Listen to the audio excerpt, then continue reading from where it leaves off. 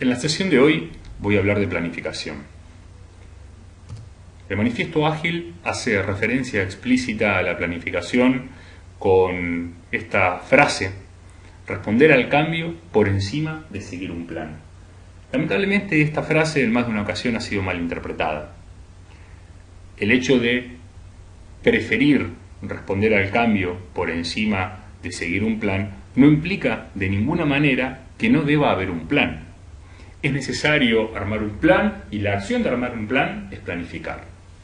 El punto es que naturalmente a lo largo de nuestro proyecto vamos a tener cambios y a la hora de que haya cambios vamos a preferir adaptarnos a esos cambios por más que no estén planificados por encima de seguir un plan que ya quedó deprecado porque hubo cambios.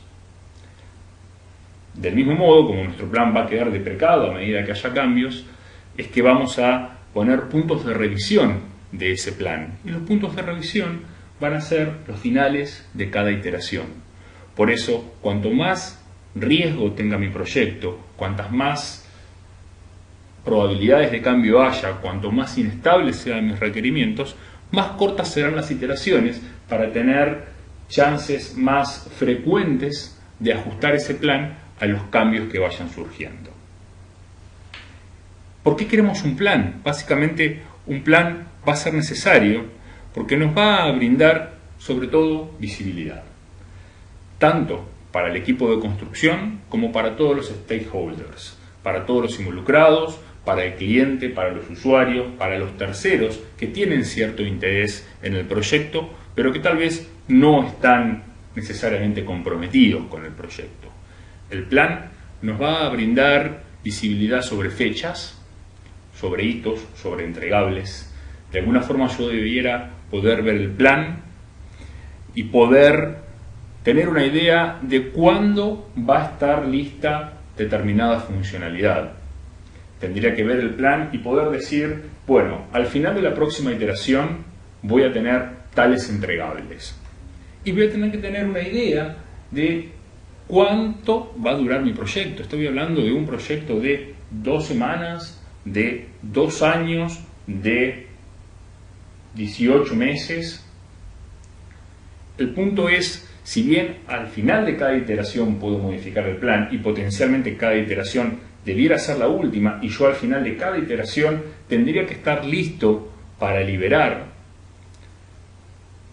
al comienzo del proyecto voy a querer tener una visibilidad de cuán largo va a ser. También será necesario tener un plan para saber en qué momentos voy a requerir la participación de esas personas que no están involucradas ni comprometidas en el proyecto pero que tienen cierto interés. Si mi software tiene que mantener una interfaz con un software de terceros, seguramente necesite de esos terceros en algún momento de mi proyecto para poder desarrollar la integración.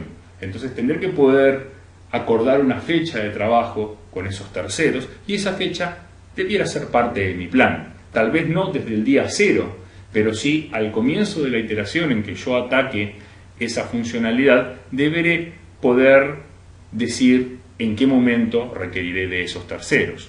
Lo mismo ocurriría si yo tuviera que adquirir un hardware o algún otro recurso con el cual no cuento, pero que sí es necesario para poder poner en producción mi software.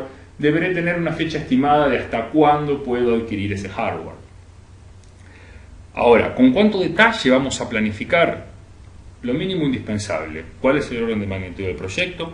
¿Cuáles son las fechas relevantes para darle visibilidad a todos los involucrados? ¿Sí? Sobre todo en caso de requerir de gente externa. Y lo que sí tendremos que tener en detalle, y en realidad les podría decir que es lo único que nos interesa tener planificado en detalle, es cuáles van a ser los entregables al final de esta iteración. Ahora, ¿qué vamos a tomar como input para realizar esa planificación? Básicamente vamos a necesitar un backlog. ¿Qué es un backlog? Es nuestra lista de requerimientos priorizada por el usuario, por el cliente, y estimada por el equipo de desarrollo. Si estuviéramos trabajando en un contexto de Scrum y XP, seguramente nuestros requerimientos tendrán forma de user stories. En el mejor de los casos van a haber sido escritos por un product owner, van a ser priorizados por un product owner y el equipo de construcción los habrá estimado. Queda fuera del scope de esta sesión cómo se realiza esa estimación, cuáles son las técnicas, story points, ideal days, planning poker, no importa. Tienen que estar estimados. A partir de ahí es que pasamos a hacer nuestra planificación. ¿Cómo? Simple, no hay demasiado secreto.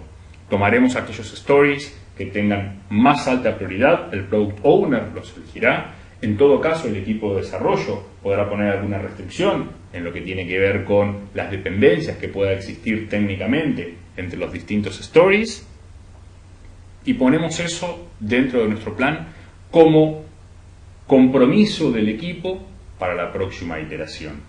¿Sí? Eso es lo que tiene que ver con la planificación de la iteración siguiente, inmediatamente siguiente. Pero también tendremos que poner en esa planificación información de más largo plazo, como por ejemplo, un plan modelo al comienzo de nuestro proyecto podría ser algo de este estilo.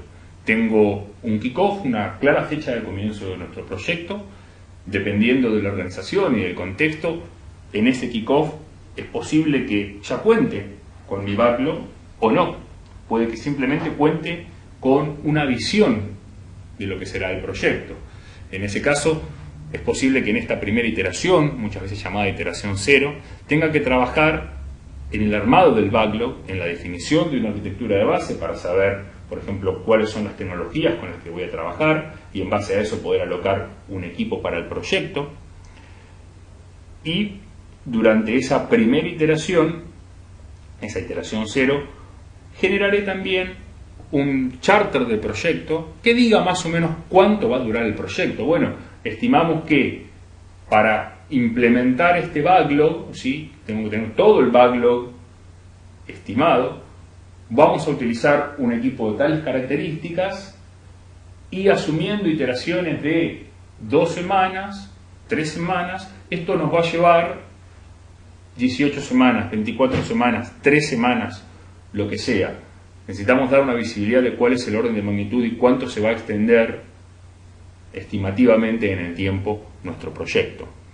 Es así que al comienzo del proyecto diré, vamos a hacer estimadamente X cantidad de iteraciones, pondremos hitos sobre cuándo estaríamos liberando cada funcionalidad, cuestión que va a definir el Product Owner al definir las prioridades, y también pondremos algunos hitos de otra índole que tengan que ver tal vez con el involucramiento de terceros, fechas clave como compra de hardware y deadlines de ese estilo. Pero básicamente este va a ser nuestro plan. Sí tendremos en claro cuáles son las funcionalidades, las stories que atacaremos en la iteración que está por comenzar. ¿Cómo las vamos a seleccionar? De una forma simple. Tomamos lo que más alta prioridad tenga en nuestro backlog, que es supuestamente lo que el Product Owner definió como más importante. Miramos cuál es la capacidad de nuestro equipo y en base a eso armamos nuestro compromiso. Una vez ejecutada una primera iteración, vamos a tener visibilidad sobre la velocidad de nuestro equipo, ¿sí? Entendiendo la velocidad como una medida del equipo en particular en un proyecto en particular. Entonces podremos decir, una vez pasada una iteración de construcción, que este equipo tiene la capacidad de, en una iteración, construir 5 user stories equivalentes a 20 puntos, 15 puntos, lo que sea que la sumatoria de estimación de las stories haya dado, ¿sí? Si volvemos al ejemplo que teníamos acá, si yo en una iteración mi equipo construye estas 2 stories, estamos hablando de una story de 5 puntos y otra story de 4 puntos, entonces en ese caso la capacidad de nuestro equipo será de 9 puntos. Cuando tengamos que planificar la siguiente iteración, podremos agarrar tantas stories como nos permita nuestra capacidad.